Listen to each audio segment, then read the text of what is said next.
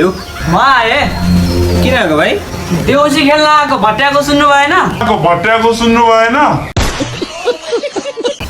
भन भन भाइ भन्दै आइरहेको छौ नि भाइ गयो त। तपाईँ भाइ होइन र? एक्लै पनि कसैले भैली खेल्छ त? एक्लै त देश चलाउँछन्।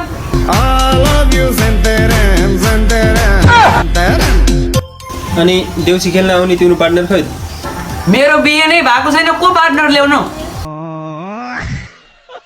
देउसी खेल्ने साथीहरू भनेको कि मैले। आफ्नो काम आफू एक्लैले गर्नुपर्छ भन्ने थाहा छैन? कस्तो दिमाग भएको पागल रहेछ। ल पट्टे। म त्यसै आएको होइन। यसपछि के अरे? बलि राजाले पठाएको भन न। देउसी खेल्ने म हो कि तपाईँ? तिमी नै हो। पट्टा पट्टा। त्यसो भए म भट्याउँछु, हजुरले चाहिँ देउसुरे भनिदिनु है। कौन है ये लोग? ल ल पट्ट्यौ पट्ट।